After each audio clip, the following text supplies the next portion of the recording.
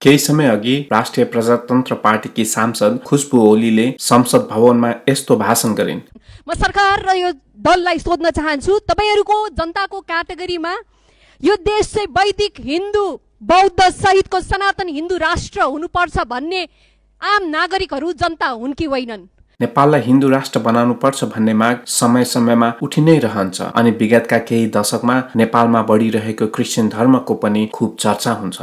नेपाल एउटा हिन्दू राष्ट्र हो भन्ने कुरा हामी क्वेसन नै नगरी विश्वास गर्छौं। के नेपाल हिन्दूहरूको देश थियो? नेपाल कसरी हिन्दू राष्ट्र बन्यो?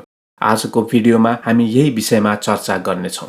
नेपाली सभ्यताको उत्पत्ति। नेपालमा हिन्दू धर्मको इतिहास बुझ्नुभन्दा पहिले यहाँ बस्ने मानिसहरूको इतिहास बुझ्न आवश्यक छ। आजको नेपाल एउटै जाति वा संस्कृतिबाट बनेको देश होइन। विभिन्न समयमा विभिन्न ठाउँबाट मानिसहरू आएर यहाँ बसे। दक्षिणबाट वैदिक धर्म मान्ने इन्डो आर्यन, पश्चिमबाट खस, उत्तर र पूर्वबाट तिब्बतन बर्मेली भाषा बोल्ने मंगोलोइड मूलका मानिसहरू आए। यी समुदायहरूले आआफ्नै भाषा, संस्कृति र धार्मिक परम्परा थियो। सन् 1800 सम्म नेपालका धेरै भागहरूमा मानिसहरूले आफूले चाहेको धर्म र परम्परा मान्न पाउँथे। कसैले गाई खान्थे त कोही जात व्यवस्था मान्थे, कसैले मष्टो पूजा गर्थे त कसैले मामाका छोरीसँग बिहे गर्थे अनि कसैले रक्सी भगवानलाई चढाउँथे। त्यो समयको नेपाल आजको जस्तो एउटै धार्मिक पहिचान भएको देश थिएन। स्थानीय धर्म र परम्पराहरू।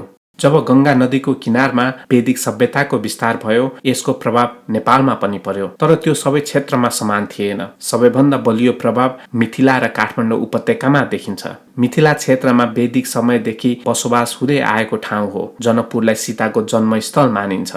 काठमाडौँमा लिच्छवी राजा मानदेवले चाँगुनारायण मन्दिर निर्माण गराएका थिए। अंशुवर्मले आफ्नो शिलालेखमा चतुर्वर्ण व्यवस्था पालना गर्ने उल्लेख गरेका छन्। सन् 1382 मा जयस्थिति मल्लले जात व्यवस्था झन व्यवस्थित गरे। तर अन्य समुदायमा भने हिन्दू धर्मको प्रभाव कमै देखिन्छ। पूर्वी नेपालका किराँत समुदायहरू मुन्धुम धर्म मान्थे। पश्चिम नेपालका खसहरू मष्टोको पूजा गर्थे र पछि गएर उनीहरू बुद्ध धर्मको प्रभावमा परे। 16औं शताब्दीतिर पाल्पाका मगर राजा छिल्ला रायको शासनकालमा केही मगरहरूले हिन्दू धर्म अपनाउन थालेको मानिन्छ।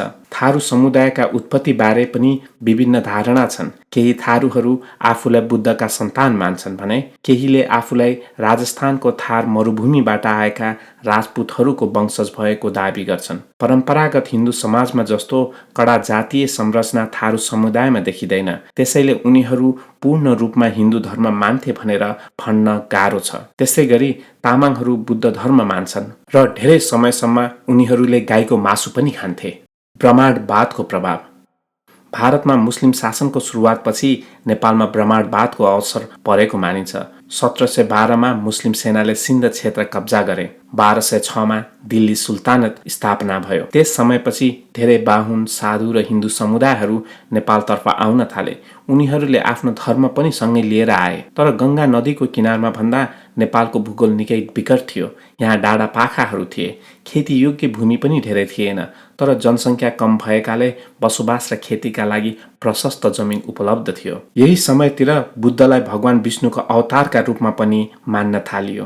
धेरै संख्यामा रहेका खसहरू हिन्दू धर्मबाट प्रभावित हुन थाले। केही दक्षिणा दिएर वा कर्मकाण्ड गरेर हिन्दू बन्न थाले।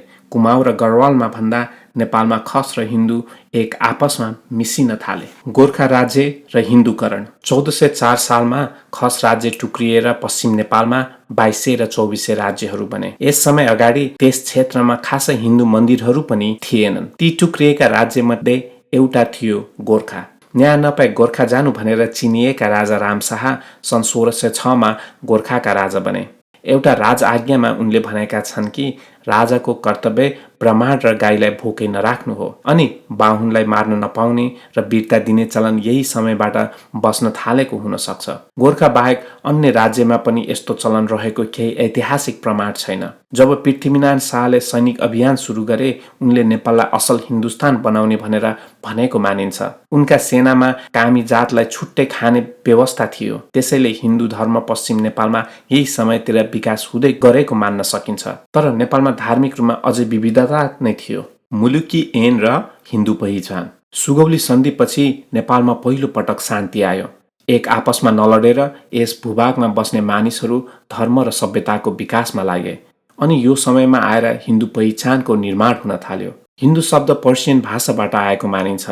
यसको अर्थ सिन्धु नदी पारी बस्ने मानिसहरू हुन् भन्ने बुझिन्थ्यो। जब ब्रिटिसहरू भारत आए, उनीहरूले त्यहाँको जनसङ्ख्यालाई मुख्यतः दुई समूहमा वर्गीकरण गरे, मुस्लिम र गैर मुस्लिम।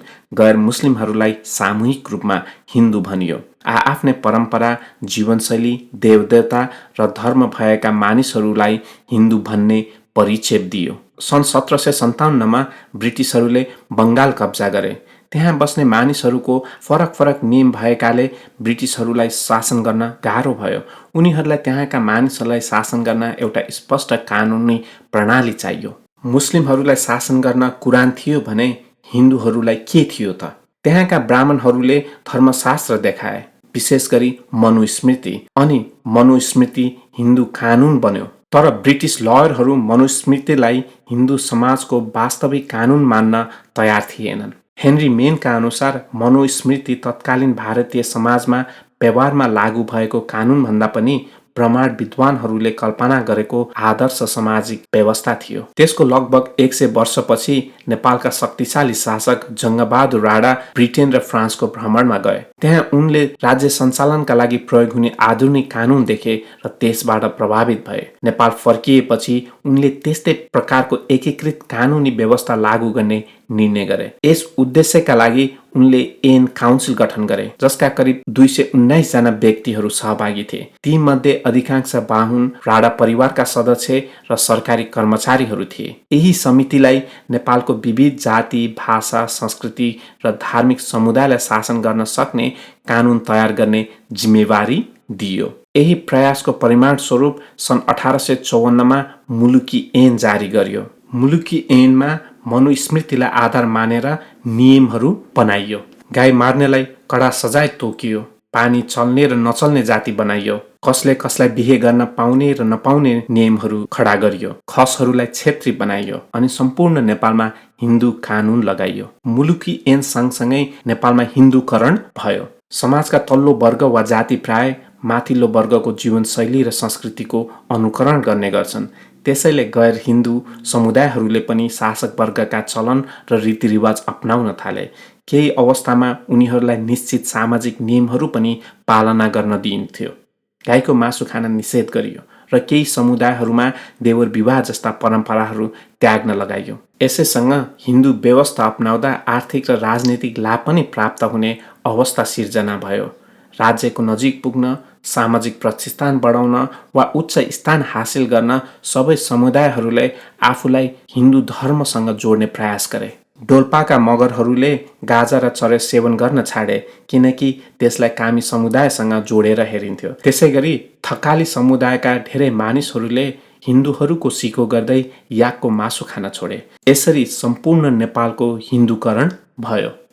राजा महेन्द्र र हिन्दू राष्ट्र। 1960मा राजा महेन्द्रले निर्वाचित सरकारलाई हटाएर शासन आफ्नो हातमा लिए र पञ्चायती व्यवस्था लागू गरे। राणाहरूको पतनबाट राजा महेन्द्रले सिक्ने कुरा नै त्यही थियो। कुनै पनि शासक केवल शक्तिको भरमा लामो समयसम्म टिक्न सक्दैन, त्यसलाई जनताको समर्थन चाहिन्छ। यही सन्दर्भमा नेपाललाई विश्वको एकमात्र हिन्दू राज्यका रूपमा प्रस्तुत गरियो। राजालाई भगवान विष्णुको अवतारको रूपमा चित्रण गर्ने पुरानो परम्परालाई जोड दियो। हिन्दू धर्म, राजसंस्था र राष्ट्रवादलाई एकअर्कासँग गाँसेर पञ्चायती व्यवस्थाको वैधानिकता निर्माण गर्ने प्रयास गरियो। त्यसैले धेरै इतिहासकारहरू अनुसार नेपाललाई हिन्दू राज्य घोषणा गर्नु केवल धर्म निर्माण मात्र थिएन, एउटा राष्ट्र निर्माण, राजनैतिक वैधानिकता र राजतन्त्रलाई बलियो बनाउने परियोजनाको पनि एक हिस्सा थियो। अनि नेपाल विश्वमा हिन्दू राज्यको रूपमा चिनिन थाल्यो। यसरी नेपालको इतिहास हेर्दा यो देश सधैँ हिन्दू देश थिएन। यहाँ त विभिन्न समयमा विभिन्न ठाउँबाट आएर मानिसहरू बसेका थिए। तर विगत 200 वर्षमा यसलाई हिन्दू बनाइयो र हिन्दूकरण भयो। त्यसैले के नेपाल हिन्दू राष्ट्र हो? यो कुराको विचार हजुरहरू नै गर्नुहोस्।